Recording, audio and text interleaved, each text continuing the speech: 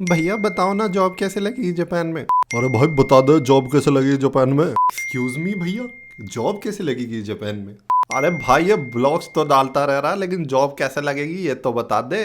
तुम लोगों के इतने कमेंट्स और इतने मैसेज आ गए थे ना, मतलब मेरे को ना सब काम छोड़ के ये वीडियो बनाने में बैठना पड़ा। क्या है वीडियो, तुम्हें कमेंट से समझ आ गई होगी। कैसे जापान में जॉब लेनी है, कैसे जॉब लेनी है एक फॉरेन कंट्री में, दोनों चीज़ें हम इससे कवर कर ही लेंगे।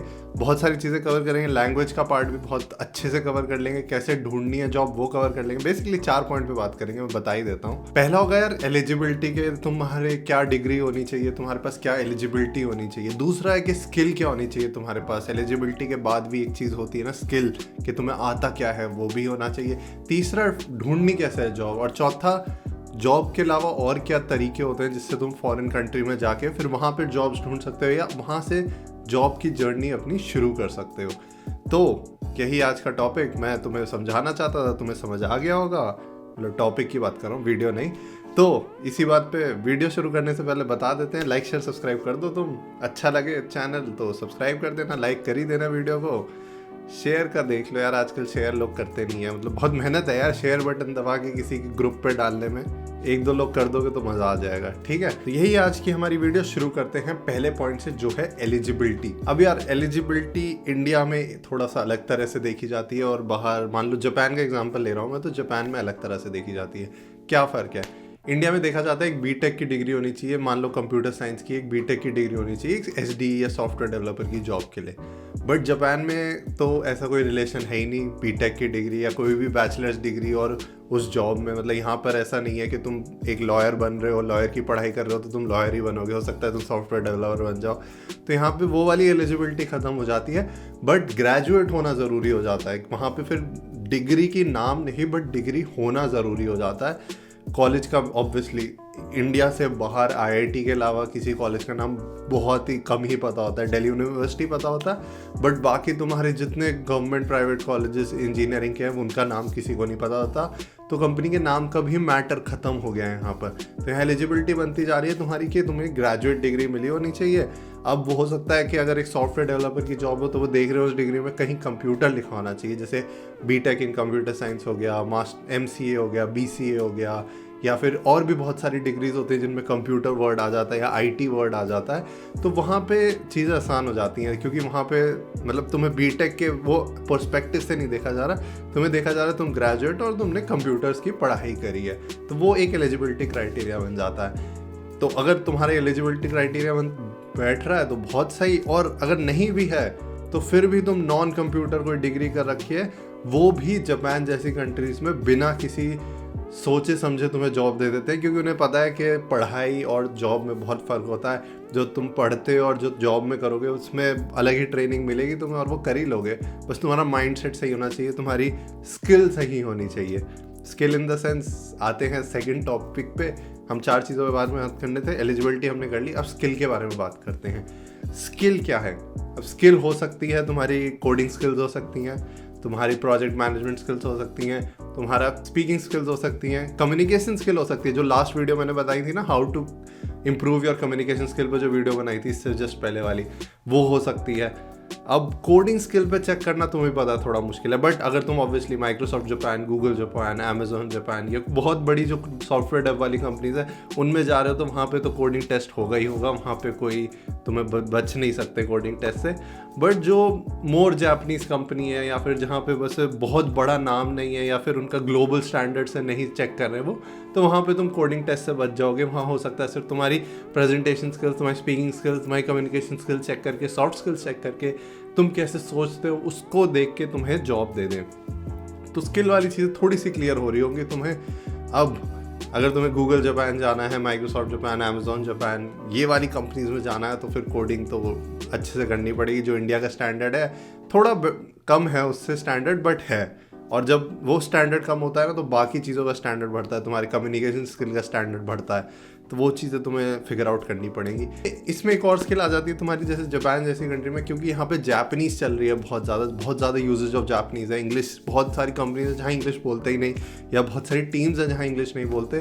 तो वहाँ पे अगर तुम्हें जापानीज़ आती हो तो बहुत बेटर हो जाता है, मतलब अपॉर्चुनिटीज़ खुल जाती है तुम्हारे साथ, क्योंकि बहुत सारी कंपनीज़ की रिक्वायरमेंट में होता है कि तुम्हें जापानीज आनी चाहिए। बहुत सारी कंपनीज के रिक्वायरमेंट में नहीं भी होता तो वहाँ पे तुम्हें सिखाई जाती है बेसिकली जापानीज, तो वहाँ तुम्हारे लिए सही है। बट मोस्टली यही रहता है कि तुम्हें पहले से थोड़ी सी आती हो तो वेल एंड गुड। तो ये हो गई तुम्हारे स्किल्स के बारे में। अब तुम्हें थोड़ा आइडिया लग रहा हो, कुछ डाउट फिर भी रह जाएगा ना एलिजिबिलिटी स्किल्स पे, तो नीचे कमेंट्स में पूछ लेना, कोई सीन नहीं है, मैं बता दूंगा, कोई दिक्कत की बात नहीं है। भैया जी हैं तुम्हारे, भैया जी मैं नहीं मतलब भैया जी हैं तुम्हारे, वो तो हेल्प कर देंगे। अब तुम कहोगे भैया जी ये बहुत सारी बात कर ली यार, स्किल एलिजिबिलिटी, बट नौकरियां हैं कहाँ, जॉब्स हैं कहाँ, वो जॉब ढूंढनी कैसे, how to find that job. अब इसके मैं हर वीडियो में बताता रहता हूँ, आज थोड़ा ढंग से बता देते हैं। 4 तरीके हैं जॉब लेने के बेसिकली। पहला, सबसे पहला जो सबसे मस्त है, लिंक्डइन पे अपने कनेक्शंस बनाओ, लोगों को, एचआरस को, कंपनीज के एग्जीक्यूटिव्स को, बंदों को जो काम कर रहे हैं उन कंपनीज में, और उनसे फिर किसी तरह कोई वो पोस्टिंग डाले, कोई लिंक्स डाले, कंपनीज पोस्ट करती रहती हैं लिंक्डइन पे,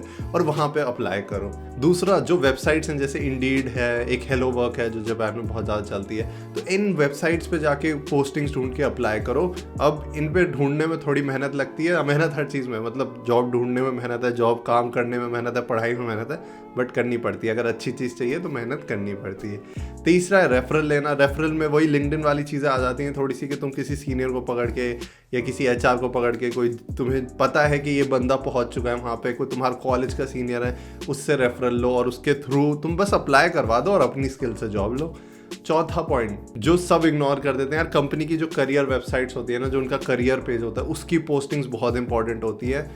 होंगी कुछ कंपनीज इंडिया में जो उसे बिल्कुल इग्नोर करती हैं, बट अगर तुम बाहर आते हो इंडिया के तो वहाँ पे वो बहुत इंपॉर्टेंट हो जाती है। इंडिया में पॉपुलेशन ज़्यादा है ना, तो वहाँ उन्हें इग्नोर करना पड़ता है, बट यहाँ पे उतनी एप्लीकेशंस नहीं आ रही होती उस पर, तो ये बहुत ध्यान रखते हैं कि कौन कंपनी वेबसाइट पे अप्लाई कर रहा है, कौन नहीं कर रहा, और उसकी डिटेल्स और उससे बंदों को लेके आते हैं, तो वो बहुत इंपॉर्टेंट हो जाता है। करियर वेबसाइट जो होती हैं कंपनी की, जो करियर पेजेस होते हैं, जो जॉब सेक्शन होता है उस कंपनी की वेबसाइट का, तो तुम जैसे टोयोटा हो गया उसका पेज देख सकते हो, राकुतेन का पेज देख, हर कंपनी का कुछ ना कुछ पेज मिल जाएगा तुम्हें, और उस पर पोस्टिंग्स मिल जाएंगी बहुत आराम से। बस तुम्हें वो कंपनीज ढूंढनी है जो इंडिया से हायर करती हैं और उनके पेजेस पे जाना है। बहुत आसान है, मतलब मुश्किल नहीं है, बस मेहनत करने वाली बात है, थोड़ी सी मेहनत करने वाली बात है।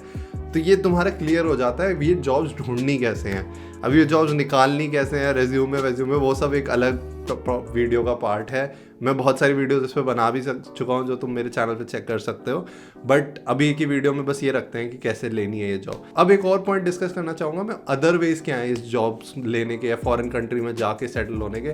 उसमें एक सबसे बड़ा ऑप्शन है कि तुम स्टूडेंट की तरह जाओ, क्योंकि स्टूडेंट की तरह ना बहुत एक्सेप्टिव होती हैं कंट्रीज, क्योंकि तुम वहाँ पैसा खर्च करने वाले हो, तुम उनकी ट्यूशन फीस भरोगे, वहाँ आके पैसे खर्च करोगे, वहाँ रहोगे, वहाँ की इकोनॉमी में थोड़ा हेल्प करोगे, तो कंपनीज ना स्टूडेंट वीज़ा पे बहुत आराम से बुला लेते हैं किसी भी कंट्री में। तो सेम जापान के साथ भी है, और एक बार तुम स्टूडेंट वीज़ा में आ गए तो उन्हें कोई प्रॉब्लम नहीं है तुम्हें वर्क वीज़ा देने में, या जॉब मिलना तुम्हें इतना आसान हो जाएगा। जब तुम उस लोकेशन पे होगे ना, तो जॉब, क्योंकि तुम इंटरव्यूज डायरेक्टली दे पाओगे, तुम कंपनीज को डायरेक्टली अप्रोच कर पाओगे, तो वो जॉब लेना और आसान हो जाता है। तो वही कर सकते हो तुम स्टूडेंट वीज़ा पे, या फिर कोई नॉर्मल वॉलंटियर वीज़ा, या टीचिंग, इंग्लिश टीचिंग का वीज़ा भी होता है यहाँ पर जापान में, तो वैसे वीज़ा पे आके और फिर बेसिक कोडिंग जॉब्स अप्लाई कर सकते हो, प्रॉपर जापानीज कंपनीज में अप्लाई कर सकते हो, और फिर वो तुम्हारा वीज़ा वर्क वीज़ा का पार्ट सारा कंपनीज हैंडल करती है, तुम्हें कुछ करने की ज़रूरत नहीं है। तो यही थी आज की वीडियो, शॉर्ट, सिंपल, स्वीट, मतलब सारी इन्फॉर्मेशन मैंने तुम्हें दे दी है।